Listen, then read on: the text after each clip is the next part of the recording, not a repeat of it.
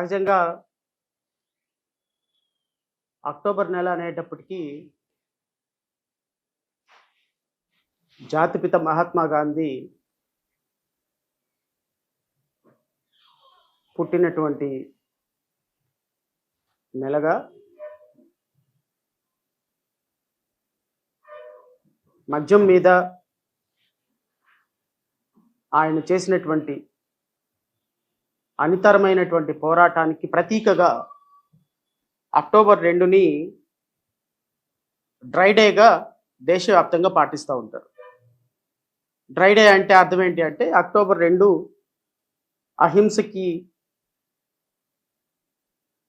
ఒక బ్రాండ్ అంబాసిడర్గా ఉన్న మహాత్మా గాంధీ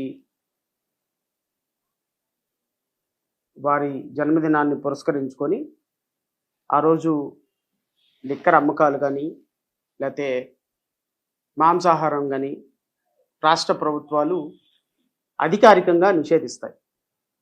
కానీ మన కర్మ ఏంటో తెలియదు. కానీ మహాత్మా గాంధీ గారు దేశానికి స్వతంత్రం తీసుకొచ్చారు అని చెప్పుకుంటాం. కానీ బట్ ఆంధ్రప్రదేశ్కి మాత్రం స్వతంత్రం తీసుకొచ్చింది మాత్రం బహుశా వారి మాటల్లోనే చంద్రబాబు నాయుడు గారని అప్పుడు తెలుగుదేశం పార్టీ కార్యకర్తలు అందరిలో కూడా ఒక నమ్మకం ఉండటం వల్లనేమో నాకు తెలియదు. కానీ మహాత్మా గాంధీ గారి జయంతిని ఆ రోజు డ్రై డేగాను పాటించలేదు, లేకపోతే వెజిటేరియన్ డేగాను పాటించలేదు. అధికారికంగా ఉత్తర్వులు ఉన్నాయో లేవో నాకైతే తెలియదు. కానీ మొత్తానికి రాష్ట్ర వ్యాప్తంగా మద్యాన్ని విచ్చలవిడిగా ఏరులై ప్రవహించే విధంగా అక్టోబర్ 2వ తారీఖున మన ఆంధ్రప్రదేశ్ రాష్ట్ర ప్రభుత్వం అద్భుతంగా ఒక ప్రణాళికను రచించింది. అయితే ఈరోజు రాష్ట్ర ప్రజల దగ్గరకు వచ్చి జై భీమరావు భారత పార్టీ తరపున మాట్లాడాలి, చెప్పాలి అని ఎందుకు అనుకున్నాను అంటే ఒక దుర్మార్గకరమైనటువంటి అంశం. బహుశా అది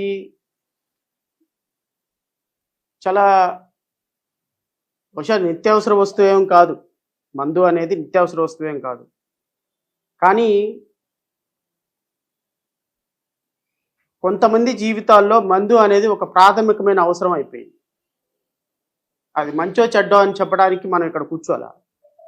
బట్ ఏదేమైనప్పటికీ కూడా రాష్ట్ర ప్రభుత్వాలు వారి మనుగడ, సంక్షేమ పథకాలు లిక్కర్ సేల్స్ మీద ఆధారపడి లిక్కర్ని ప్రాథమికమైనటువంటి ఒక అంశంగా పరిగణించే విధంగా కొంతమంది జనాలు, ఒక మెజారిటీ పర్సంటేజ్ ఆఫ్ జనాల్లో, మరి ముఖ్యంగా బడుగు బలహీన వర్గాల్లో, నిరుపేద వర్గాల్లో ఈ లిక్కర్ అంత ప్రాముఖ్యమైనటువంటి పాత్ర పోషిస్తుంది అనేది మాత్రం నిర్విధాం. దాంట్లో మనం దాచిపెట్టుకోవాల్సిన అవసరం లేదు, దాంతో పెద్దగా మనం సంకోచించాల్సిన అవసరం కూడా లేదు. కానీ అత్యంత దురదృష్టకరమైనటువంటి అంశం ఏంటి అంటే 2024 జూన్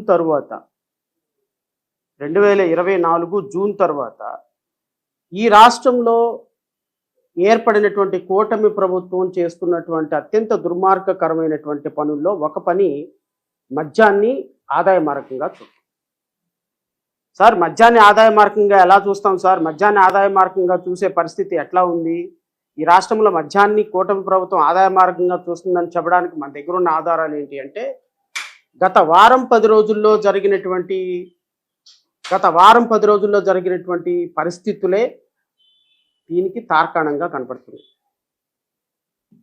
నేను గత వారం 10 రోజుల్లో జరిగినటువంటి కొన్ని అంశాలు రాష్ట్ర ప్రజల దృష్టికి తీసుకొచ్చేదానికి ప్రయత్నం చేస్తాను. రాష్ట్రంలో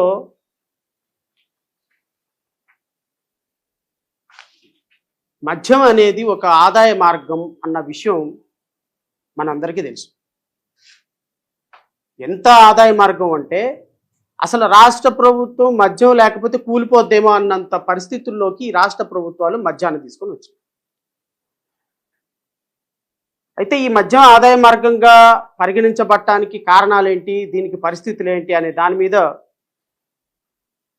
రాష్ట్ర ప్రజలకి కొంత వివరణ ఇవ్వాల్సినటువంటి బాధ్యత కూడా మా మీద ఉంది.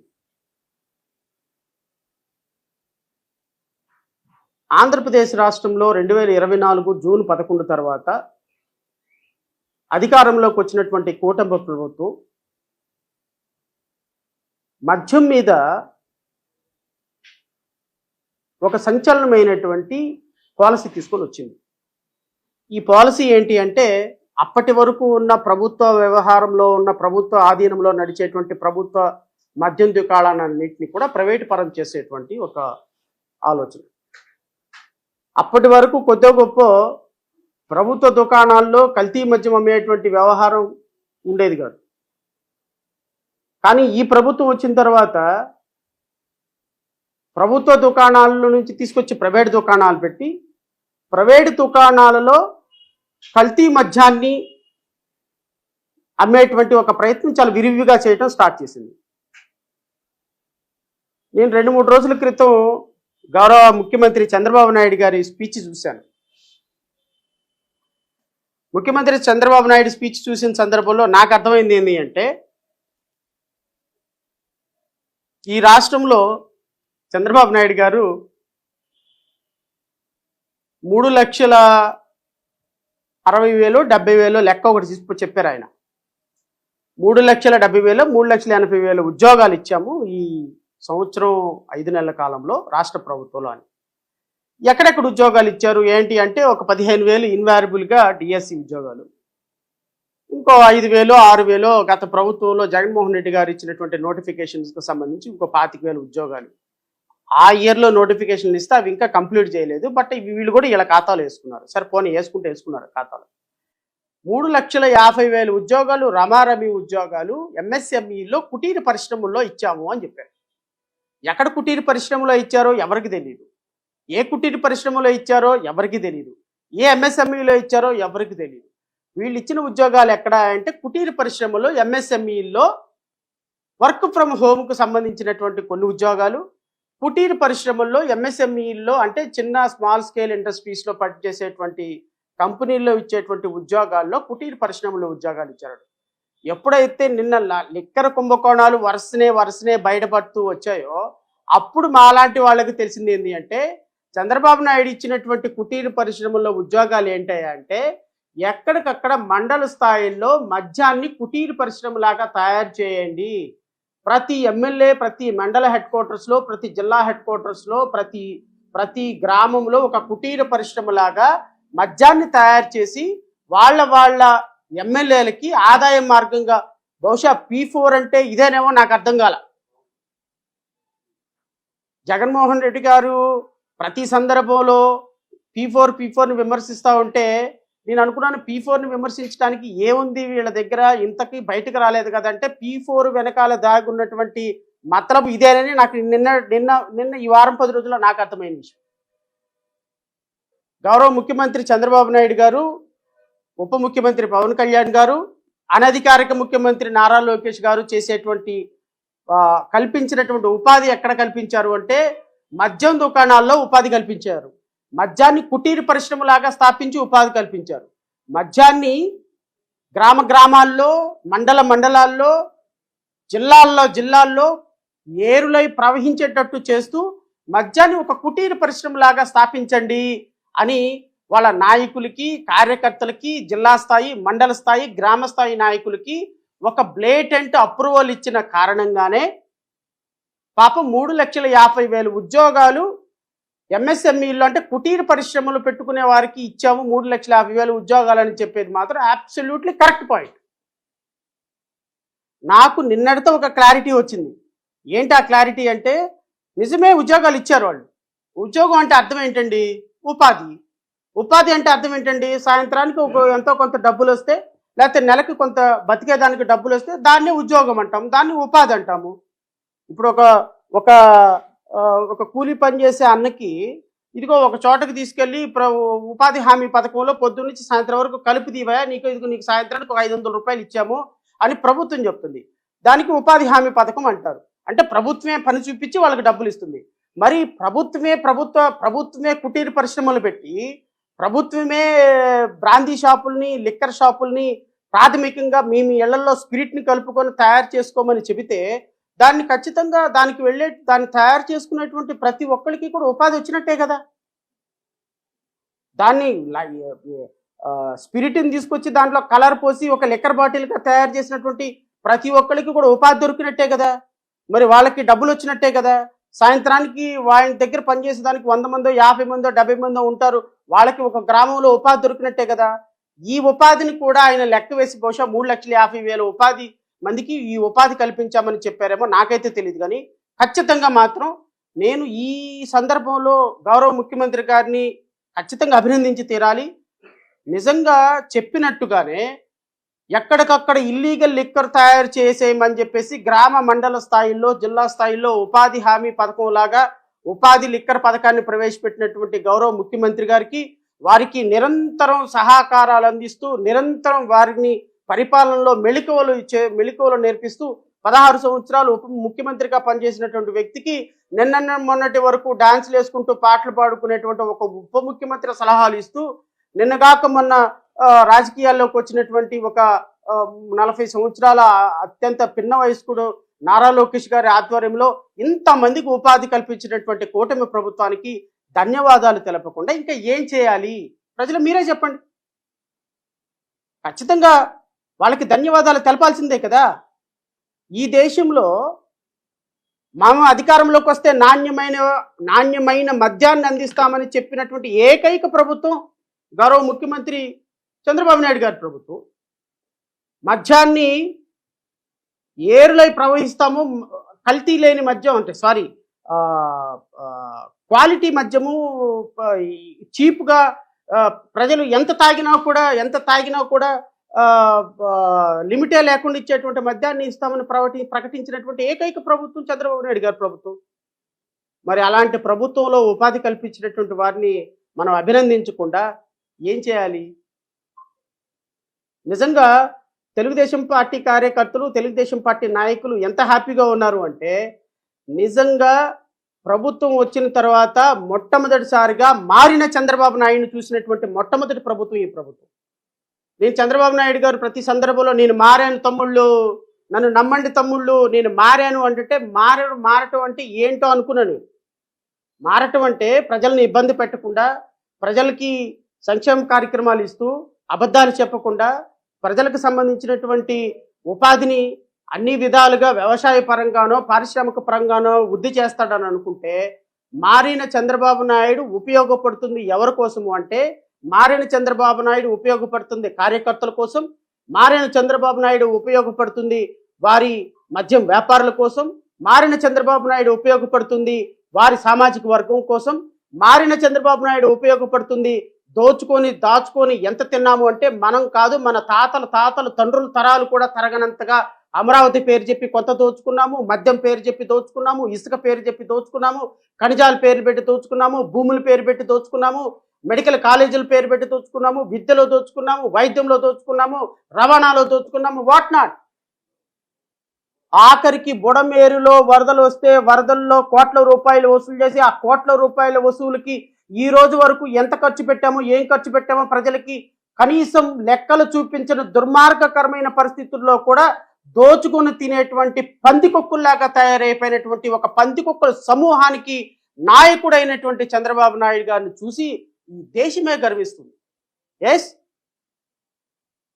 16 సంవత్సరాలు ముఖ్యమంత్రిని అని చెప్పినటువంటి ప్రభుత్వ అధినేతగా ఉన్నటువంటి ముఖ్యమంత్రి చంద్రబాబు నాయుడు ఆధ్వర్యంలో నడుస్తున్నటువంటి ఈ ప్రభుత్వంలో మీ కార్యకర్తలు, మీ నాయకులు, మీ చెంచాలుగా చెప్పుకునే సామాజిక వర్గంలో ఉన్నటువంటి నాయకులు వేల కోట్ల రూపాయలతోటి నకిలీ మద్యం వ్యాపారం చేస్తుంటే కళ్ళకి గంతలు కట్టుకొని గాంధారీ పరిపాలన చేస్తున్నటువంటి మీలాంటి ముఖ్యమంత్రి ఉన్నప్పుడు ఈ రాష్ట్రంలో రాష్ట్ర ప్రజల పరిస్థితి, రాష్ట్ర ప్రజల్లో ఉన్న పౌరుల పరిస్థితి ఎలా కాకుండా ఎలాగుంటుంది సార్? ఒకసారి ఆలోచించండి. నా రాజ్యం రామరాజ్యం, నా రాజ్యంలో రేపులు చేసినా అడిగేవాళ్ళు లేడు, మర్డర్లు చేస్తే మాట్లాడేవాళ్ళు. కరెక్టే, ఎందుకు లేరు? ప్రజలు ఎవరు మాట్లాడటంలా. ఒక పోస్ట్ పెడితే తీసుకెళ్లి లోపలేస్తున్నారు, ఒక పోస్ట్ షేర్ చేస్తే తీసుకెళ్లి లోపలేస్తున్నారు. సోషల్ మీడియాని కట్టడి చేయడానికి అధికారికంగా చట్టం తీసుకొచ్చినటువంటి మొట్టమొదటి రాష్ట్రంగా చరిత్ర పుటల్లో నిలిచిపోయేటువంటి ఒక అద్భుతమైనటువంటి ముఖ్యమంత్రి ఎవరైనా ఉన్నారంటే 16 సంవత్సరాల ముఖ్యమంత్రి చరిత్ర, 45 సంవత్సరాల రాజకీయ చరిత్ర కలిగినటువంటి మీరు ఒక్కళ్ళే సార్, మీరు ఒక్కళ్ళే. బహుశా ఇది మీరు తీసుకొచ్చారని మేము అనుకోవటంలా. మీ సుపుత్రుడు ఉన్నాడు చూశారు, రాబోయే కాలానికి కాబోయే ముఖ్యమంత్రి అని కాలకంటున్నటువంటి ముఖ్యమంత్రి. బహుశా ఆయనకు తెలియదేమో, తెలుగుదేశం పార్టీకి చివరి ముఖ్యమంత్రి మీరే. తెలుగుదేశం పార్టీ 2029లో అంతరించిపోతుంది. తెలుగుదేశం పార్టీ అనేది కాలగర్భంలో కలిసిపోయే పార్టీ అని బహుశా మీ సుపుత్రుడికి తెలియదేమో. మీ సుపుత్రుడికి ఇంకో కొన్ని రోజుల్లో తెలుస్తుంది, కొన్ని సంవత్సరాల్లో తెలుస్తుంది. దాంట్లో ఏ అవకాశం లేదు, దాంట్లో ఏ విధమైనటువంటి ఆలోచన లేదు. కానీ ఇలాంటి కార్యక్రమాలన్నీ మీరు చేస్తున్నారో నాకు తెలియదు, మీ సుపుత్రుడు యొక్క ఆలోచనలతోటి చేస్తున్నారో మాకు తెలియదు. కానీ బట్ ఓవరాల్గా మాత్రం తలా పాపం తలా పిడికుడు అని ఈ భాగస్వామ్యంలో మాత్రం నా వాటా ఎంత, నా వాటా నాకు ఇచ్చేస్తే నేను మెదలకుండా వెళ్ళి ప్రశ్నిస్తానని పార్టీ పెట్టి నేను చక్కగా షూటింగ్లు చేసుకుంటాను, ప్రెస్ మీట్లో పాల్గొంటాను. సారీ, సక్సెస్ మీట్లు. ప్రెస్ మీట్లో కూడా లేదు ఈ మధ్యకాలంలో. ఈ మధ్యకాలంలో ప్రెస్ మీట్లు పోయి సక్సెస్ మీట్లు ఎక్కువైపోయినాయి మా ఉప ముఖ్యమంత్రి గారికి. ఎందుకు ప్రెస్ మీట్లు పిలిస్తే లేనిపోయింది సార్, అక్కడ అమ్మాయిని రేప్ చేశారే మీ పిఠాపురంలో అని అడుగుతారు ఎవరైనా భయం. అందుకని నో ప్రెస్ మీట్స్. ఈ గొర్రెలందరినీ ఎదురుగా కూర్చోబెట్టుకొని పాపం పార్టీ కార్యకర్తల్ని వీలైతే మాత్రం అక్కడ పార్టీ ఆఫీసులో మాత్రం కొన్ని మాటలు మాట్లాడటానికి అవకాశం ఉంది. ప్రెస్ మీట్లు ఏమైపోయింది, పత్రికా మిత్రులతో ఎందుకు మాట్లాడటం లేదు పవన్ కళ్యాణ్ గారు అడుగుతారు. ఏమని, సార్ 16 నెలలు అవుతుంది, ఏం పీకారు సార్ మీరు ఈ రాష్ట్రంలో అంటే, ఏం పీకాము, ఒక అటర్ ఫ్లాప్ సినిమా తీసాము, ఇంకో యావరేజ్ సినిమా తీసాము, ఇంకో 2 యావరేజ్గా అటర్ ఫ్లాప్ సినిమాలు లైన్లో ఉన్నాయి. సో మనం ఏం చేసాము అంటే మన రెమ్యునరేషన్ పెంచుకున్నాం. మనం ఏం చేసాము అంటే మన సినిమాలకి ఎలివేషన్స్ ఇచ్చుకొని మన రాష్ట్రంలో ఉప ముఖ్యమంత్రి అని మర్చిపోయి ఒక గ్యాంగ్స్టర్గా మారి ఒక సినిమాలు తీస్తున్నాం. మనం రాష్ట్రంలో ఉప ముఖ్యమంత్రి అయినాము, పొద్దున మధ్యాహ్నం సాయంత్రం హెలికాప్టర్లో తిరుగుతున్నాము, పొద్దున మధ్యాహ్నం సాయంత్రం చార్టర్ ఫ్లైట్లో తిరుగుతున్నాము, పొద్దున మధ్యాహ్నం సాయంత్రం ఐఏఎస్లు ఐపీఎస్లు మన దగ్గర నుంచి వచ్చి సెల్యూట్లు కొడుతున్నారు. మన స్థాయి ఏంటి, మన ఉప ముఖ్యమంత్రి కాబట్టి కొడుతున్నారు, లేకపోతే మనం కనీసం ఐఏఎస్ ఆఫీసర్ దగ్గరికి వెళ్ళి నుంచోటానికి కూడా పనికిరామన్న విషయం మర్చిపోయి రాష్ట్రంలో ఉప ముఖ్యమంత్రి అయ్యారు కాబట్టి, ప్రజలు అధికారం ఇచ్చారు కాబట్టి ఇష్టం వచ్చినట్టు ప్రజాధనం దుర్వినియోగం. నా వాటా నాకు ఇచ్చేయండి సార్, నేనేం మాట్లాడను సార్. ఎందుకు, మనం టెంట్ కొట్టు సామాను కదా, డబ్బులు ఇస్తే మన ఇంట్లో సామాను అతికిస్తాం, డబ్బులు ఇస్తే ప్రశ్నిస్తాం. నాకు తెలిసిన ఇన్ఫర్మేషన్, మేబీ ఇది రైట్ ఆర్ రాంగ్ నాకైతే తెలియదు, నాకు తెలిసిన ఇన్ఫర్మేషను ప్రశ్నించడానికి డబ్బులు తీసుకొని ప్రశ్నించకుండా ఉండటానికి డబ్బులు తీసుకున్న ఏకైక వ్యక్తి ఈ రాష్ట్రంలో మన ఉప ముఖ్యమంత్రి పవన్ కళ్యాణ్. ఎంత అదృష్టం అంటే అయింది, ఒక టీచర్కి పాఠాలు చెప్పినా జీతమే, పాఠాలు చెప్పకపోయినా జీతమేలాగా ఒక వ్యక్తికి ప్రశ్నించడానికి డబ్బులే. గత ప్రభుత్వంలో ప్రశ్నించడానికి కోట్ల రూపాయలు, ప్రశ్నించకుండా ఉండటానికి కూడా కోట్ల రూపాయలు. మీరేం చేయొద్దండి, మీరు ఎంత దోచుకుంటారో దోచుకోండి. మద్యంలో నెలకు 1000 కోట్లు దోచుకుంటున్నారా, నాకు 100 కోట్లు ఇచ్చేయండి చాలు, నేనేం మాట్లాడను, నాకు అవసరమే లేదు. అది కాదు మా పవన్ కళ్యాణ్ అంటారా, అసలు మా పవన్ కళ్యాణ్ రాష్ట్ర చరిత్రని దేశ చరిత్రని మార్చడానికి వచ్చినాడు. అసలు మా పవన్ కళ్యాణ్ అద్భుతమైనటువంటి, నేను అడుగుతా ఒక చెప్పండి జనసేనకి జన సైనికుల్ని, నేను ఒక మాట అడుగుతాను చెప్పండి. నాకు తెలిసి పిఠాపురంలో నాకు తెలిసి సోషల్ మీడియాలో అరెస్టులు జరగటం లేదు అని గళమెత్తి ఈ రాష్ట్ర ప్రభుత్వం వరస్ట్గా పనిచేస్తుంది, అవసరమైతే నేనే తీసుకుంటాను, నేను హోమ్ మినిస్టర్ తీసుకుంటానని చెప్పిన పవన్ కళ్యాణ్ మాట్లాడిన తరువాత ఒక్క సందర్భంలో కూడా ఈ 8 నెలల నుంచి ఎందుకు రాష్ట్ర ప్రభుత్వం మీద ఒక్క ప్రశ్న ఒక ప్రశ్నించే తత్వం ఉన్నాను అని ఫీల్ అయ్యే మీరు ఎందుకు ప్రశ్నించలేదు? సమాధానం చెప్పండి. అమ్ముడుపోయినట్టు కాదా, టెంట్ హౌస్ సామాన్ కదా, మనం ప్రశ్నించడానికి ప్యాకేజే, ప్రశ్నించకుండా ఉండటానికి ప్యాకేజ్ కాదా? ఎందుకు మాట్లాడటంలా? మద్యం దుకాణాల్లో మొత్తం మీరే, టీడీపీ నాయకులే మద్యం దుకాణం, నకిలీ మద్యం దాగి ఒకరు మృతి, మద్యం దుకాణం సీజ్, మొత్తం పేపర్ల నిండా. ఇది మా పేపర్లు కాదు సార్, మీరు అనుకుంటున్నట్టు మాకేం సొంత పేపర్ లేవు. మీ అధికారిక కరపత్రం ఆంధ్రజ్యోతి, ఈనాడులో వచ్చేటువంటి పేపర్ కార్యక్రమాలు ఇవన్నీ. ఏమవుతుంది సార్? ప్రశ్నించకుండా ఎక్కడికి వెళ్ళిపోయినారు సార్? సరిపోని చంద్రబాబు నాయుడు, నారా లోకేష్ అంటే వాళ్ళిద్దరు ఒక స్కూలు పిల్లలు. నారా లోకేష్ చెప్పినట్టు చంద్రబాబు నాయుడు వింటాడు, నారా లోకేష్ అప్పుడు చంద్రబాబు నాయుడు అయిపోతే సాయంత్రానికి చంద్రబాబు నాయుడు దిగిపోతాడు. కాబట్టి ఈయన ధృతరాష్ట్రుడి పరిపాలనలాగా భీష్ముడు కాదు, ధృతరాష్ట్రులు అంటే దుర్యోధనుడు తండ్రిలాగా, ధృతరాష్ట్రుడి పరిపాలనలాగా ధృతరాష్ట్రుడిలాగా చంద్రబాబు నాయుడు గారి పరిపాలన చేస్తున్నాడు. దుర్యోధనుడు ఏం చెబితే దుర్యోధనుడు అలాగే ఈయన కూడా ధృతరాష్ట్రుడి పరిపాలన చేస్తున్నారు. కాబట్టి సరే వాళ్ళిద్దరిని ఒక స్కూల్ని కట్టేద్దాం. మరి మీరు ఏమైపోయినారు? మీరు కూడా గాంధారీలాగా కళ్ళకి గంతలు కట్టుకున్నారు. ఎందుకు అంటున్నా నేను. అంటే ధృతరాష్ట్రుడు గుడ్డివాడు కాబట్టి చంద్రబాబు నాయుడు కొడుకు చెప్పినట్టు ఆడుతున్నారు కాబట్టి మీరు కూడా గాంధారీలాగా కళ్ళకి గంతలు కట్టేసుకొని నాకేం కనపడటం లేదు, నాకేం వినపడటం లేదు అంటారా? 100 మంది హాస్పిటల్ పాలవుతున్నారు పవన్ కళ్యాణ్ గారు. 100 మంది, 1000 మంది అంగవైకల్యం పొందుతున్నారు మీరిచ్చే మద్యం తాగి. నేను వినిపిస్తా. ఇదిగో మద్యం బాటిల్స్ తెప్పించాను పొద్దునే.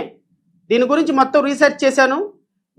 మీకు దీని మీద విస్తుపోయే నిజాలు ఈ రాష్ట్ర ప్రజలకు చెప్తాను నేను ఖచ్చితంగా. విస్తుపోయే నిజాలు. ఈ రాష్ట్ర ప్రభుత్వం ఎంత దుర్మార్గంగా 1000 కోట్ల రూపాయల మద్యంలో ఈ బాటిల్ మీదే ఉంది మొత్తం మతలబంతా.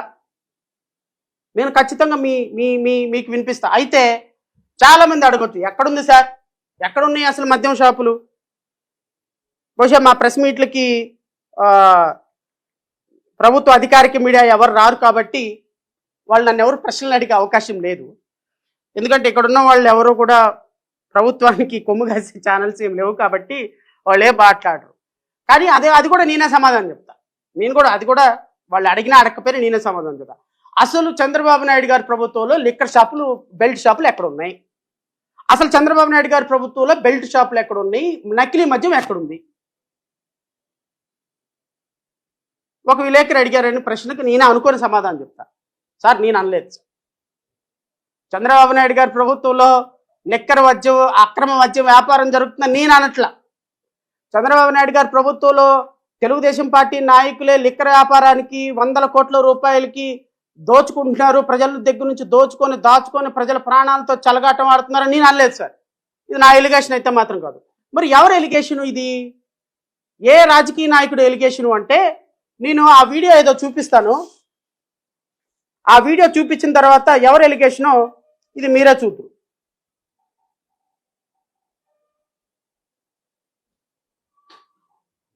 ఉపయోగించుకోవచ్చు.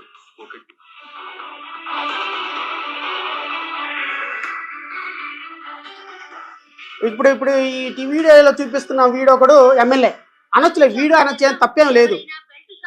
ఎందుకంటే వీడికి అసలు సెన్సే లేదు కాబట్టి వీడి ఎమ్మెల్యే అయినా, మంత్రి అయినా, ముఖ్యమంత్రి అయినా వీడిని వీడు అనొచ్చు, ఇబ్బంది ఏమి లేదు.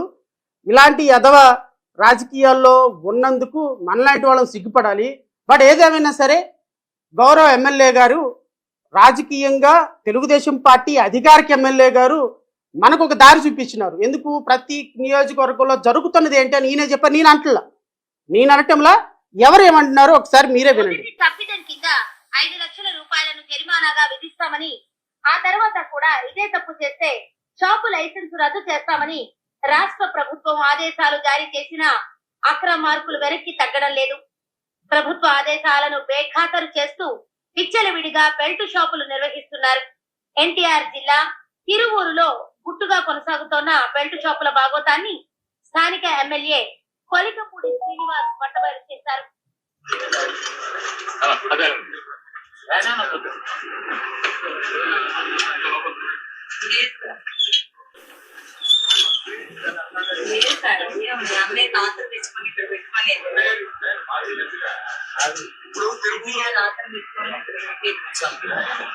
తిరువూరు పట్టణంలో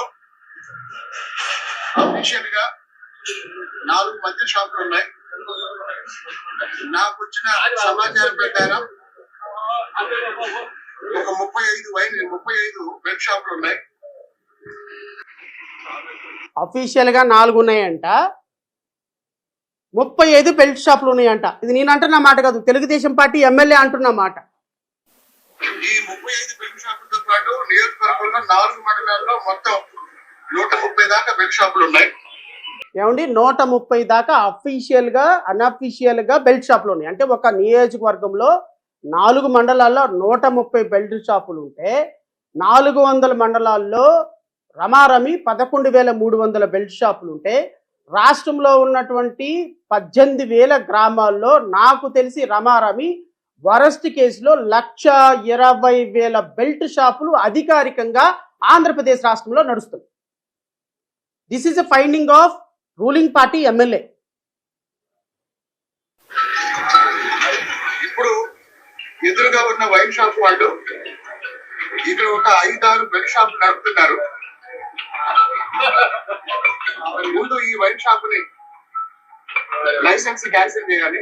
తిరువురు పట్టణంలో బెల్ట్ షాపులు నిర్వహిస్తున్నట్లు తెలుసుకున్న ఎమ్మెల్యే కొలికపూడి శ్రీనివాస్ రాష్ట్రంలో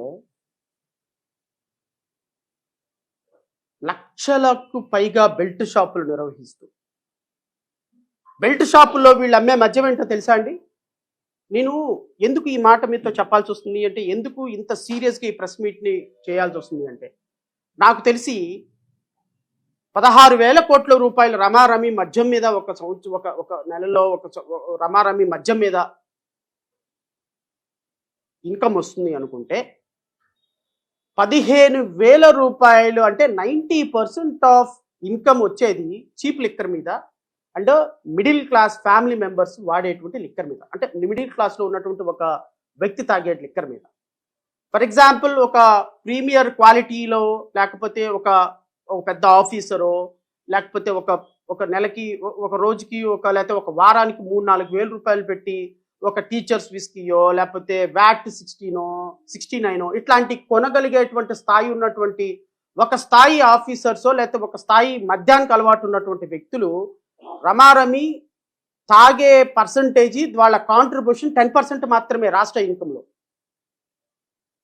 రాష్ట్రానికి ఎక్సెక్కర్ వచ్చేటువంటి దాంట్లో 90% అంటే 15,000 కోట్ల రూపాయలు రమారమి వచ్చేది రిక్షాలు తొక్కేటువంటి చిన్న చిన్న అన్నలు, సెక్యూరిటీ గార్డులుగా పనిచేసేటువంటి వాళ్ళు, లేకపోతే ఏదైనా తాపీ పని చేసుకునేటువంటి వాళ్ళు, రాడ్ బిల్డింగ్ పనికి వెళ్ళేటువంటి వాళ్ళు, లేకపోతే సిమెంటు దాన్ని తాపీ పని చేసుకుని చిన్న చిన్న భవన నిర్మాణ కార్మికులు, లేకపోతే ఏళ్లలో పనులు చేసుకునే వాళ్ళు, లేకపోతే చిన్న స్థాయి అటెండర్లు, లేకపోతే కర్మాగారాల్లో పనిచేసేటువంటి వాళ్ళు కొన్ని కోట్ల మంది రమారమి రాష్ట్రంలో దేశంలో వదిలేసే రాష్ట్రంలో కొన్ని లక్షల మంది సాయంత్రానికి 1 క్వార్టరో 2 క్వార్టర్లో తాకపోతే వాళ్ళ మెటబాలిజం పని చేయలేని పరిస్థితుల్లో అలవాటు అయిపోయిన ఉన్నటువంటి వాళ్ళు తాగే క్వార్టర్ బాటిల్స్ ఇవి.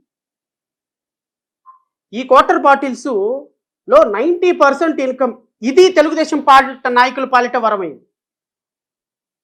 ఈ యొక్క వీక్నెసే తెలుగుదేశం పార్టీ నాయకుల పాలిట వరమైంది. ఈరోజు ఒక్క తిరువూరు కాన్స్టిట్యున్సీలోనే అధికారికంగా ఎమ్మెల్యే పెట్టినటువంటి ప్రెస్ మీట్లో 150 బెల్ట్ షాపులు ఉంటే రాష్ట్ర వ్యాప్తంగా ఎన్ని వేల బెల్ట్ షాపులు ఉంటాయండి?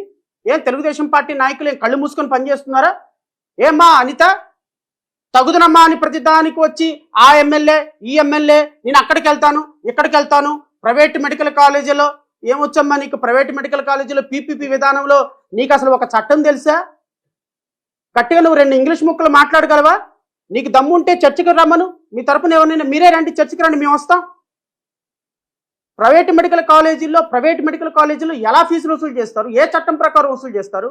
200 కోట్ల రూపాయలు పెట్టుబడి పెట్టి కాలేజీ కట్టినోడు రేపొద్దున కాలేజీలో 200 కోట్ల రూపాయలు ఏం చేసుకోవడానికి పెట్టుబడి పెట్టాడు? ఎట్లా డబ్బులు రికవర్ చేసుకుంటాడు? ప్రజలకు తెలీదా?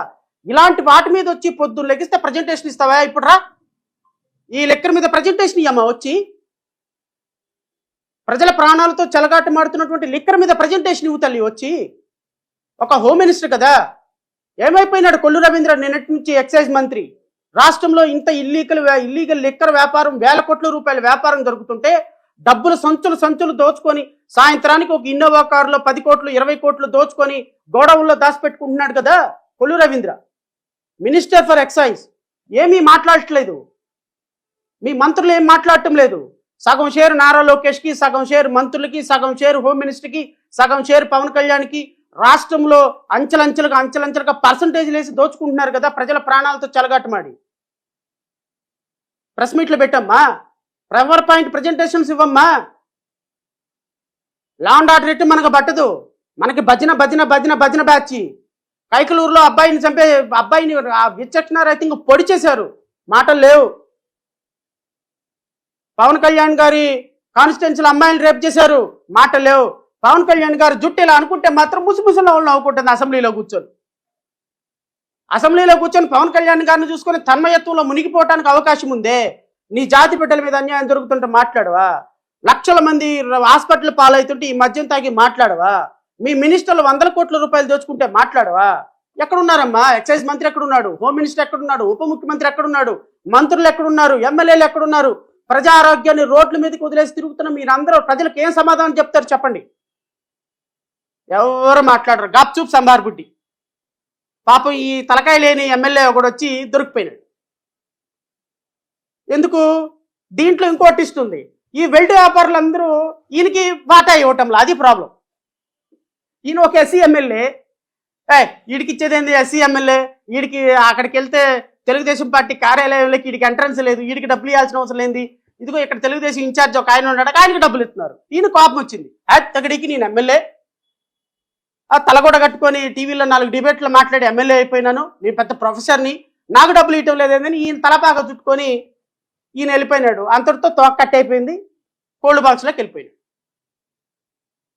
నేను అనేది ఒక సాధారణమైనటువంటి కూలి పని చేసుకున్నటువంటి ఒక వ్యక్తి సాయంత్రానికి తనకున్నటువంటి అలవాటుతోనో, ఏ కారణాల చేత అలవాటు వచ్చిందో నాకు తెలీదు, ఆ అలవాటు నేను సమర్థిస్తానా వ్యతిరేకిస్తానా అది తర్వాత విషయం. బట్ ఏదేమైనప్పటికీ అఫీషియల్గా మద్యాన్ని మీరు అమ్ముతున్నారు కాబట్టి ఈ మద్యాన్ని తాగే వాళ్ళ యొక్క సంఖ్య రోజు రోజుకి పెరుగుతుంది. కాబట్టి 16 సంవత్సరాలు వచ్చింది అంటే పల్లెటూరులో మీకు చెబితే నమ్మరు. నాకు ఈ మధ్యకాలంలో ఒక 4-5 రోజుల క్రితం నేను ఒక ఫ్రెండ్తో మాట్లాడుతున్నప్పుడు చెప్తున్నారు,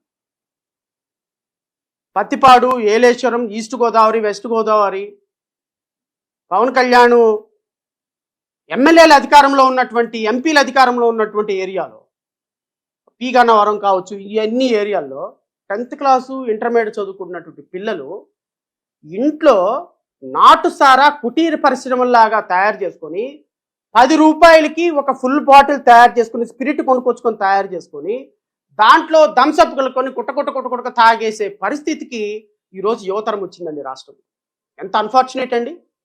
16 సంవత్సరాలు 10th క్లాసు, 17 సంవత్సరాలు ఇంటర్మీడియట్ చదివేటువంటి ఒక పిల్లాడు సాయంత్రానికి ఇంటికి వచ్చి 10 రూపాయలకి వాడికి ఒక హాఫ్ బాటిలో, క్వార్టర్ బాటిలో నాటుసారా దొరుకుతుంది అంటే, ఒక 5 రూపాయలు 7 రూపాయలు పెట్టి థమ్సప్ కొనుక్కొని ఆ థమ్సప్ను దాంట్లో కలుపుకొని తాగి నిద్రపోతున్నాడు అంటే, ఇంకొక 10 సంవత్సరాలు వచ్చేటప్పటికి వాడి ఒంట్లో ఎముకలు కాదు కదా, రక్తం కాదు కదా, కనీసం గట్టిగా శ్వాస పీల్చడానికి కూడా అవకాశం లేని అవయవాలు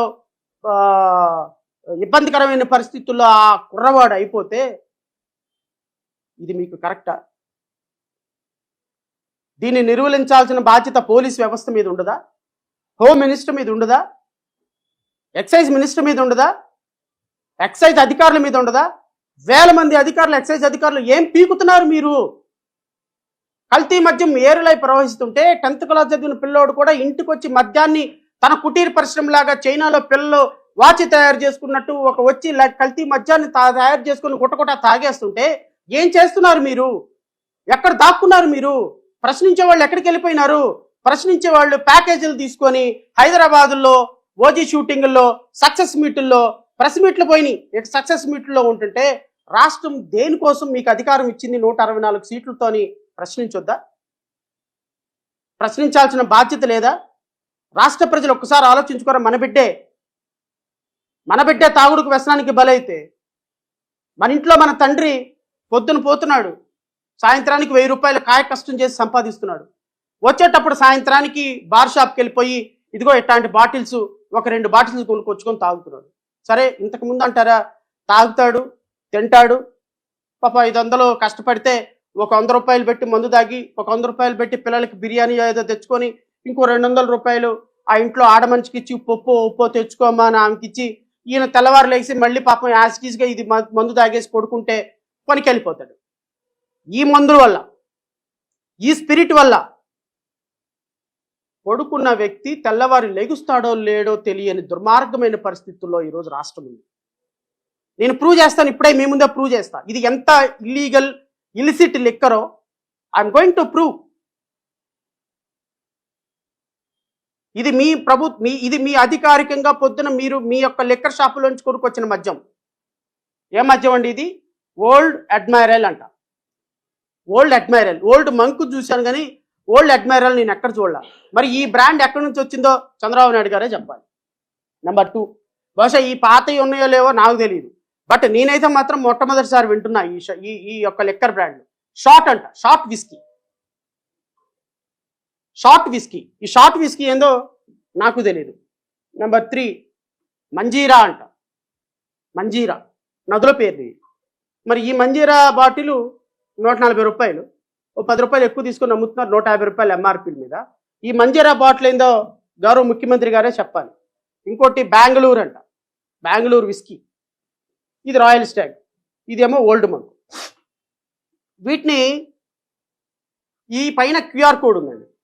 అంటే క్యూఆర్ కోడ్ అంటే అర్థం ఏంటి అంటే, ఎవరైనా ఈ క్యూఆర్ కోడ్ని స్కాన్ చేస్తే ఈ బాటిల్ ఎక్కడ తయారైంది, దీంట్లో లిక్కర్ క్వాలిటీ అంటే ఆల్కహాల్ పర్సంటేజ్ ఎంత ఉంది, దీంట్లో స్పిరిట్ పర్సంటేజ్ ఎంత ఉంది, దీంట్లో ఏమైనా రసాయనాలు కలిపారా, రసాయనాలు కలిపితే ఎంత పర్సంటేజ్ కలిపారు, వాటర్ కంటెంట్ ఎంత ఉంది, ఇది ఎంతవరకు పర్సంటేజ్ ఆఫ్ ఆల్కహాల్ ఉంది అనేది మొత్తం చూపించే అంటే దీని యొక్క బయోమెట్రిక్, దీని యొక్క తయారీ విధానాన్ని చూపించేటువంటి బార్ కోడ్. బహుశా మనందరికీ తెలియకపోవచ్చు, ఎందుకంటే ఈ బార్ కోడ్ అవన్నీ చూసి ఎవరు తాగడు కదా. ఇప్పుడు ఈ లిక్కరు మంజీరా 130 రూపాయలు, ఇది చీప్ లిక్కర్. అన్నిటికంటే షార్ట్, ఇది బాగా చీప్ లిక్కర్ 99 రూపాయలు. ఇంకోటి ఉంది మంజీరా, ఇది 140 రూపాయలు, సంభవ పర్లా. ఇది ఒకటి బెంగళూరు విస్కీ, ఇది మహాదారుణం, ఇది 90 రూపాయలు, 99 రూపాయలు.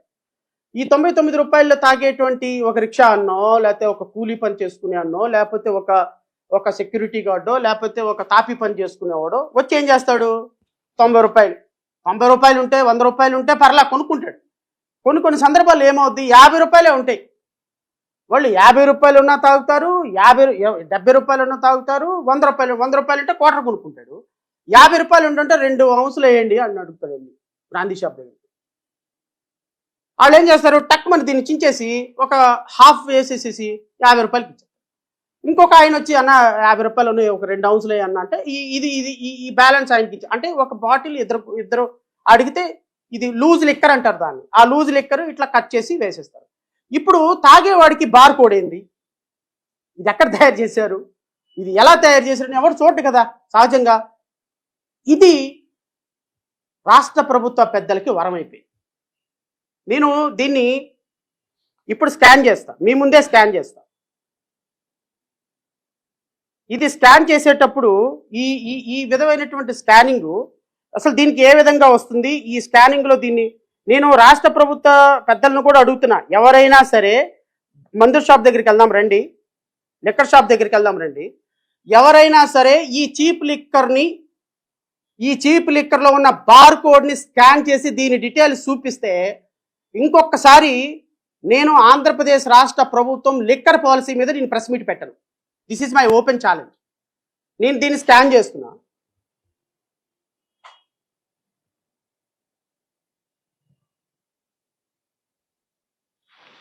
ఇది స్కానింగ్ వచ్చిందండి. The image shows A 2 discontinual barcode which is commonly known as a QR code. The text next to so and so is likely to the data encoded with the code.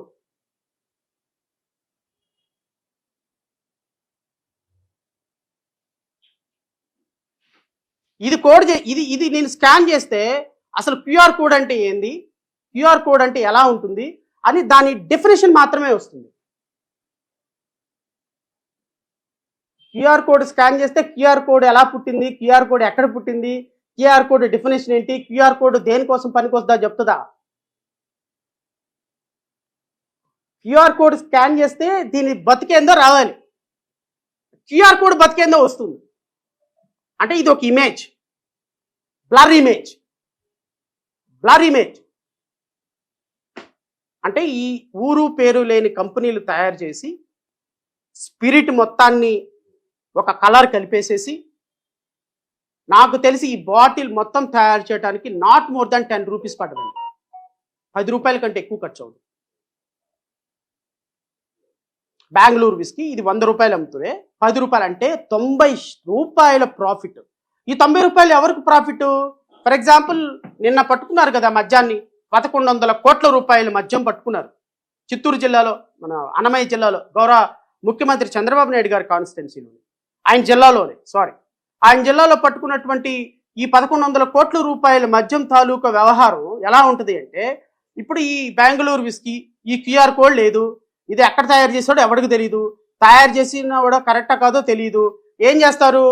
ఈ QR code, blur QR code ఒకటి పెట్టేస్తారు, ఇదిగో spirit కొనుక్కొచ్చుకుంటారు, ఈ spirit లో కొద్దిగా colour కలిపేస్తారు, ఒక కొద్దిగా దానికి కావాల్సినటువంటి ఇంగ్రీడియంట్స్ అయితే కలిపేస్తారు, తయారు చేసి 10 రూపాయలకి పంపించేస్తారు. ఇవి ఒక 1000 బాక్సులు ఎక్కేస్తాయి. ఈ 1000 బాక్సులు బ్రాందీ షాపులకి ఎక్కేస్తాయి. దీని కాస్ట్ 10 రూపాయలు పడింది అనుకోండి, 90 రూపాయలు ప్రాఫిట్. 90 రూపాయల ప్రాఫిట్ ఎవరికి వెళ్తుంది? తయారు చేసిన వాడికి. తయారు చేసేవాడు ఎవడు? తయారు చేసినవాడు లోకలోడే కదా. ఎందుకు? దీనికి అమ్మా బాబు ఎవడు లేడు ఈ బాటిల్కి. ఈ తయారు చేసినోడు తెలుగుదేశం పార్టీ కుటీర పరిశ్రమ. చంద్రబాబు నాయుడు గారు ఉద్యోగాలు ఇచ్చింది దీంట్లోనే, ఈ కుటీర పరిశ్రమలోనే ఉద్యోగాలు ఇచ్చింది. తయారు చేసుకోండి. ఈ కుటీర పరిశ్రమలో పనిచేసేవాడు వాడికి 90 రూపాయల ప్రాఫిట్. అంటే 1 లక్ష రూపాయల పెట్టుబడి పెడితే 10 లక్షల రూపాయలు ఇన్కమ్. 10 లక్షల రూపాయలు అటు ఇటు ఎక్స్చేంజ్ వ్యాపారులకి, రాజకీయ నాయకులకి, వాళ్ళకి వీళ్ళకి ఒక 4 లక్షలు పోయినా 5 లక్షల రూపాయలు ఇన్కమ్ తెలుగుదేశం పార్టీగా. రమారమి రోజుకు వచ్చి 30 నుంచి 40 లక్షల రూపాయల వ్యాపారం చేస్తారు రాష్ట్ర ప్రభుత్వం. ఎందుకు? ఇది తాగేవాళ్ళు ఎక్కువ మంది ఉన్నారు కదా, మనకేంటి నష్టం? అమ్మేవాడికి ఒక 20 రూపాయలు ప్రాఫిట్ ఇస్తారు షాపోడికి. ప్రైవేట్ వ్యాపారులే కదా, గవర్నమెంట్ వ్యాపారులం కాదు కదా. ఈ రాయల్ స్టాగ్ ఉంది, ఇది కంపెనీ బ్రాండు. ఈ కంపెనీ బ్రాండ్ ఎంత? 220 రూపాయలు. ఇప్పుడు రాయల్ స్టాగ్ కూడా ఏం చేస్తాడు? సమస్య లేదు, 200 రూపాయలు 220 రూపాయలకి నువ్వు అమ్మాల్సిందే, నా దగ్గర నుంచి నువ్వు 150 రూపాయలు కొనాల్సిందే అంటాడు. సో రాయల్ స్టాగ్ కూడా కంపెనీ వాడికి, బిస్లరీ వాడికి నువ్వు 150 రూపాయలు కొనాలి, 10 రూపాయలు 20 రూపాయలు షాప్ వాడు మార్జిన్ చూసుకోవాలి, ఇంకో 10 రూపాయలు 20 రూపాయలు మధ్యలో ఉన్న వ్యాపారస్తుడు మార్జిన్ చూసుకోవాలి. ఆ వచ్చే దాంట్లో నుంచి లిక్కర్ వ్యాపారం ఎవడైతే షాప్ వాడు ఉన్నాడో వాడు ఎమ్మెల్యేకి ఇస్తాడు, మినిస్టర్కి ఇస్తాడు. రోజు వారి కూలీలాగా డబ్బులు తీసుకున్నటువంటి వ్యాపారులకి ఎవరికైతే ఉన్నారో excise prohibition and excise department వాళ్ళకి కొంత డబ్బు ఇచ్చేస్తారు. ఆ 20 రూపాయలు 30 రూపాయల్లోనే వీడు పర్చేజ్ మాత్రం 150 రూపాయలు పెట్టి కొనాల్సిందే. సర్ప్రైజింగ్లీ ఈ క్యూఆర్ కోడ్ వర్క్ చేస్తుంది. ఈ రాయల్ స్టాక్ క్యూఆర్ కోడ్ అన్నిట్లో వర్క్ చేస్తుంది. వర్క్ చేయని క్యూఆర్ కోడ్లు ఇవి. అన్ని క్యూఆర్ కోడ్లు బ్లర్. రాష్ట్రంలో వేల కోట్ల రూపాయల ప్రజల యొక్క ఆరోగ్యాన్ని తాకట్టు పెట్టి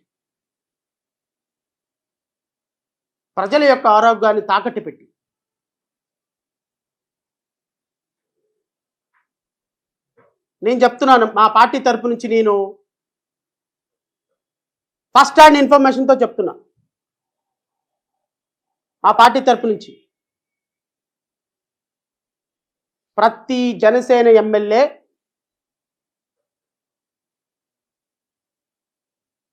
లిక్కర్ షాపులో ఇల్లీగల్ లిక్కర్ మ్యానుఫ్యాక్చరింగ్ లో ఇన్వాల్వ్ అయి ఉన్నారు. వీళ్ళు పార్టీ పెట్టింది ప్రశ్నించడానికి కాదు, వీళ్ళు పార్టీ పెట్టింది జీరో పాలిటిక్స్ కోసం కాదు, తెలుగుదేశం పార్టీకి ఊడిగం చేస్తుంది, రాష్ట్ర ప్రజల భవిష్యత్తు కోసం కాదు. ఇది చంద్రబాబు నాయుడు పవన్ కళ్యాణ్ భవిష్యత్తు కోసం. వీళ్ళిద్దరూ కలిసి వీళ్ళిద్దరు భుజాల మీద మోసి రేపొద్దున నారా లోకేష్ ముఖ్యమంత్రి చేయాలనుకోవటం కోసం. తెలుగుదేశం పార్టీ ప్రతి కార్యకర్తకి ఆర్థిక సంపదను సమకూర్చాలి అంటే ఇదిగో ఈ విధంగా ప్రజల ప్రాణాలతోటి చెలగాటమాడి లక్షల కోట్ల రూపాయలు తెలుగుదేశం పార్టీ కార్యకర్తలకు దోచిపెట్టాలి. వేల కోట్ల రూపాయల భూముల్ని 10 రూపాయలకి, 20 రూపాయలకి, 50 రూపాయలకి, 99 పైసలకి, 29 పైసలకి వేల కోట్ల రూపాయల భూముల్ని వాళ్ళ అనుచరులకి, వాళ్ళ యొక్క సామాజిక వర్గానికి దోచిపెట్టి ప్రజల భూములను దోచిపెట్టి తద్వారా వందల కోట్ల రూపాయలు రేపు ఎలక్షన్లో డంప్ చేసి గెలవాలి అనేటువంటి ప్రజల యొక్క ఆరోగ్యాన్ని తాకట్టు పెట్టేయటం, ప్రజల భూముల్ని తాకట్టు పెట్టేయటం, ప్రజల ఆస్తుల్ని తాకట్టు పెట్టేయటం, ప్రభుత్వ ఆస్తుల్ని ప్రైవేటు పరం చేయటం, మెడికల్ ఆస్తుల్ని ప్రైవేటు పరం చేయటం, ఎవరైనా మాట్లాడితే వాళ్ళ మీద సోషల్ మీడియా కేసులు కట్టడం, ఎవరైనా ప్రశ్నిస్తే వాళ్ళని నిర్బంధించడం, ఎక్కడికన్నా ప్రశ్నించడానికి ఎవరికన్నా బాధితుల దగ్గరికి వెళ్తే వాళ్ళని పోలీసులతో అణచివేయటం. ఈ రాష్ట్రంలో అరాచక పరిపాలన ఈ విధంగా కొనసాగుతుంటే ఈ రాష్ట్రంలో లా అండ్ ఆర్డర్ ఎక్కడుందని అనుకోవాలి. పోనీ మనం ఏమైనా కోర్టుకు వెళ్ళామనుకో, కోర్టు మాత్రం చంద్రబాబు నాయుడు గారి మీద కేసేస్తావా, 50,000 ఫైన్ కట్టు, నారా లోకేష్ మీద కేసేస్తావా, 5 లక్షలు ఫైన్ కట్టు, భూములు ఇస్తుంటే కేసేస్తావా, నీ మీద బార్ కౌన్సిల్కి రాస్తాం. ఇలా న్యాయ వ్యవస్థ మొత్తం మీ వెనక పెట్టుకుంది. ఎట్లా ప్రశ్నించడానికి ఏముంది? ప్రశ్నిస్తే పోలీసులతో అరెస్టు, ప్రశ్నిస్తే హౌస్ అరెస్టులు, కేసులు పెట్టి లోపలేయటం. ప్రశ్నించకపోతే ఏమన్నా పోనీ న్యాయస్థానాల దగ్గరికి వెళ్దామా, న్యాయస్థానంలో మొత్తం మీ చుట్టూ వేసి పెట్టుకున్నారు, వ్యవస్థలు మొత్తాన్ని మేనేజ్ చేయటం. ఇంక ఈ రాష్ట్రంలో ప్రజల గురించి ప్రశ్నించే వాళ్ళు ఎవరండి? మాలాగా ప్రాణాలకి తెగించి ఏదైతే అదైందని అనుకునే వాళ్ళు తప్ప, పోనీ మాలాంటి వాళ్ళకి ఏమైనా సపోర్టుగా వచ్చే వాళ్ళు ఉన్నారా అంటే, మాలాంటి వాళ్ళకి సపోర్టుగా వస్తే వాళ్ళని ఎక్కడ మూసేస్తారని భయం, ప్రశ్నించే వాళ్ళని ఎక్కడ వాళ్ళని ఇబ్బంది పెడతారో అని ఎవరి పర్సనల్ ఇష్యూస్ వాళ్ళకు ఉన్నాయి. ఇలా రాష్ట్రంలో ప్రతి కార్నర్లో కూడా ప్రకృతిని దోచుకుంటున్నారు, ప్రజలను దోచుకుంటున్నారు, వ్యవస్థలను దోచుకుంటున్నారు. రాష్ట్రంలో శాంతి భద్రతలు లేకుండా చేస్తున్నారు. కూటమి ప్రభుత్వం అన్ని అబద్ధాలతోటి, ఉద్యోగాల కల్పన అబద్ధం, ఉపాధి కల్పన అబద్ధం, కంపెనీలు తీసుకొచ్చింది అబద్ధం, ఈ రాష్ట్రానికి ఆర్థికంగా ఈ రాష్ట్రాన్ని అభివృద్ధి చేస్తామనేది అబద్ధం, లా అండ్ ఆర్డర్ అబద్ధం, పోలీసులు మొత్తం మీ చేతుల్లోనే, రెవెన్యూ మొత్తం మీ చేతుల్లోనే, వ్యవస్థ మొత్తం మీ చేతుల్లోనే, ఆఖరికి న్యాయస్థానాలను కూడా మీ చేతుల్లో పెట్టుకొని మొత్తం దోచుకున్నందుకు దీనికోసం అండి మీకు పోరాడి మేము అధికారం అప్పచెప్పింది. ఇప్పుడు ఎమ్మెల్యేలుగా మినిస్టర్లుగా ఉన్న వాళ్ళు 75% కనీసం వాళ్ళ మొఖాలు గత 5 సంవత్సరాల్లో జగన్మోహన్ రెడ్డికి ఎదురుగా నిలబడి చూపించిన మగాడు మనగాడే లేడు. పిల్లుల్లాగా, ఎలకల్లాగా, కుక్కల్లాగా, నక్కల్లాగా ఇళ్లలో కూర్చొని ఈరోజు రాష్ట్రంలో అధికారం డబ్బులు పెట్టి గత 5 సంవత్సరాల్లో ఈ రోజున పనిచేసినటువంటి ఎమ్మెల్యేలుగా, మంత్రులుగా పనిచేసేవాళ్ళు ఒక్కళ్ళు ప్రశ్నించలా. ఈ రాష్ట్ర ప్రభుత్వాన్ని, గత రాష్ట్ర ప్రభుత్వంలో జరిగిన అన్యాయాల మీద ప్రశ్నించి పోరాటం చేసి, ప్రజల కోసం పోరాటం చేసి తీసుకొచ్చి పందికొక్కులు లాంటి మీకు అధికారం అప్పచెప్పినాము. ఈరోజు ఎందుకు మీలాంటి దుర్మార్గుల్ని మేము అధికారంలో కూర్చోబెట్టామని బాధపడని రోజంటూ లేదు. దేనికోసం? ప్రజలకు ఈ విధంగా మీరు ద్రోహాలు చేస్తుంటే, ఈ విధంగా దోచుకుంటుంటే, ఈ విధంగా దాచుకుంటుంటే, ఎక్కడో హైదరాబాద్లో షూటింగ్లో తీసుకుని ఎప్పుడో ఒకసారి చుట్టం చూపుగా వచ్చి వెళ్ళిపోయినాయని ఉప ముఖ్యమంత్రి ఈ రోజున. కారణం గత ప్రభుత్వం చేసిన తప్పిదాలే. ఇలాంటి గత ప్రభుత్వాలను ప్రశ్నించి దుర్మార్గుల్ని, దుష్టుల్ని, నీచుల్ని, నికృష్టుల్ని, మీలాంటి వాళ్ళని తీసుకొచ్చి మేము అధికారంలో కూర్చోబెట్టామని ఎవ్రీడే వీఆర్ రిపెంటింగ్. బట్ ప్రజలకి ఆప్షన్ లేక మీలాంటి వాళ్ళని తీసుకొచ్చి పెట్టారు. కానీ మీదేమో ఆరంభ సూరులో లేకపోతే సూరులో కానే కాదు. నేను మీ ద్వారా కూటమి ప్రభుత్వానికి మరొక హెచ్చరిక చేస్తున్నాను. మీరు ఇదే పద్ధతుల్లో గనక అడ్మినిస్ట్రేషన్ కొనసాగిస్తే, ఇదే పద్ధతుల్లో గనక మీరు ప్రజల సొమ్ములను దోచుకుంటే, ఇదే పద్ధతుల్లో గనక రాష్ట్రంలో రెవెన్యూ మొత్తాన్ని దోచుకుంటే, ప్రజలు మిమ్మల్ని చెప్పులతోటి, చాటలతోటి కొట్టే రోజులు అత్యంత దగ్గరలో ఉంది. Mind it.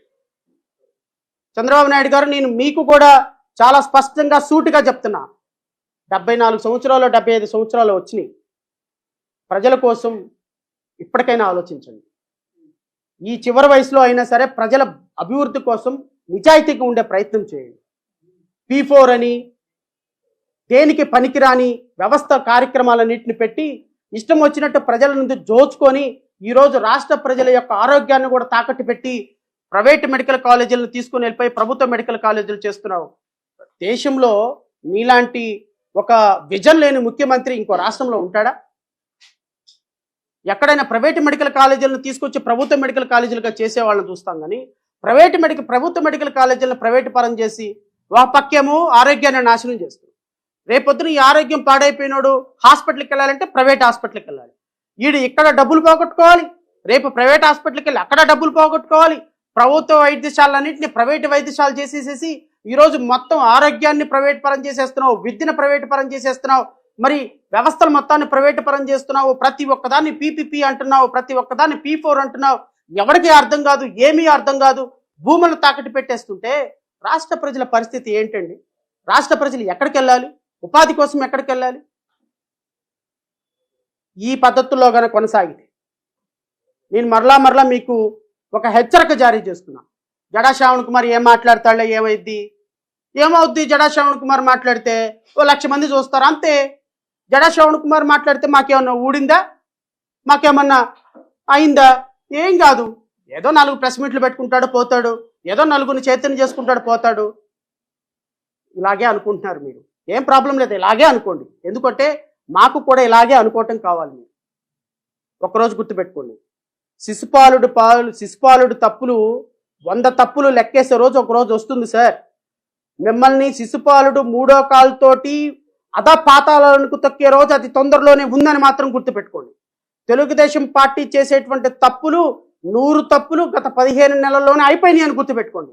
అయితే ప్రజలకి 3వ పాదం ఉపయోగించే అవకాశం లేదు కాబట్టి ఆగారు. ఈ రోజు కనుక 5 సంవత్సరాల తర్వాత మీ యొక్క భవిష్యత్తు చూసుకుంటే తెలుగుదేశం పార్టీ కార్యకర్తలుగా జెండా పట్టుకోవటానికి కూడా గజలాడిపోయి ఇన్ని తప్పులు చేశాం, మేము బ్రతకటానికి కూడా మాకు ఈ రాష్ట్రంలో అవకాశం లేదని కుళ్ళి ఏడ్చే రోజు అతి తొందరలోనే ఉందని మాత్రం గుర్తుపెట్టుకోండి సార్. అధికారం పర్మనెంట్ కాదు. ఒక రోజున మిమ్మల్ని మీ నాన్నగారిని అరెస్ట్ చేసి లోపల వేస్తున్నప్పుడు ఆ రోజున మీకు సపోర్టుగా వచ్చింది మేము, ప్రజాస్వామ్యాన్ని కాపాడాలని సపోర్టుగా వచ్చింది. ఆ రోజున ప్రజాస్వామ్యం గుర్తుంది, ఆ రోజున ప్రజల ఆరోగ్యం గుర్తుంది, ఆ రోజున ఎస్సీ ఎస్టీలు గుర్తున్నాడు, ఆ రోజున సుధాకర్ గుర్తున్నాడు, సుబ్రహ్మణ్యం గుర్తున్నాడు, అచ్చెన్న గుర్తున్నాడు, రాష్ట్రంలో జరిగిన ప్రతి దళితుల మీద జరిగిన దాడి గుర్తుంది, జడా శ్రావణ్ గుర్తున్నారు. జడా శ్రావణ్ కుమార్ కేసులు వేస్తే ఆ కేసులో నుంచి ప్రజాస్వామ్యబద్ధంగా కోర్టులు తీర్పులు వస్తే కోర్టుల తీర్పుని విశ్లేషించేటువంటి అద్భుతమైనటువంటి ఆలోచన గుర్తుంది. బట్ ఇప్పుడు ఏం గుర్తులేదు. కళ్ళకి మదం అనేటువంటి అధికారం అనే మదం ఎక్కింది కదా, అది ఏం గుర్తురాదు. మొత్తం దించుతాం, కంగారు పడకండి. 2029లో మిమ్మల్ని నడి రోడ్డు మీద నుంచోబెట్టి మీ ముందే అసెంబ్లీకి కారులో వెళ్ళి సెక్రటేరియట్లో అత్యున్నతమైన అధికారంలో కూర్చునే రోజు బడుగు బలహీన వర్గాలకు వస్తుంది, కంగారు పడమాట. ఆ రోజున ఖచ్చితంగా ఇలాంటి దుర్మార్గాలకి చెక్ పెట్టే రోజు, డాక్టర్ బిఆర్ అంబేద్కర్ ఆలోచన విధానంతో పరిపాలించే రోజు ఒక రోజు వస్తుంది సార్. నారా లోకేష్ గారు, ఖచ్చితంగా మీకు, మీ నాన్నకి, మిమ్మల్ని కొమ్ముగాస్తున్నటువంటి పవన్ కళ్యాణ్కి బడుగు బలహీన వర్గాలని ఓటు బ్యాంకుగా చూసి వాళ్ళ మీద దాడులు జరుగుతున్నా, వాళ్ళ మీద ఆర్థికంగా దాడులు జరుగుతున్నా, సామాజికంగా దాడులు జరుగుతున్నా, రాజకీయంగా దాడులు జరుగుతున్నా, వేల కోట్ల రూపాయలు దోచుకొని వాళ్ళని బానిసలుగా చూసే తత్వంలో నుంచి ప్రజలు బయటకు వచ్చే రోజు ఒక రోజు వస్తుంది. ఆ రోజున ఉప్పొంగే దావాని ఆపటం మీ తరం కాదు కదా, మీ బాబుల తరాలు కూడా కావు. ఈ మాటలన్నీ మాట్లాడుతుంది రాజకీయంగా కాదు సార్, బాధతోటి మాట్లాడుతుంది. సాయంత్రానికి ఒక తండ్రి తాగి ఇంటికి వచ్చి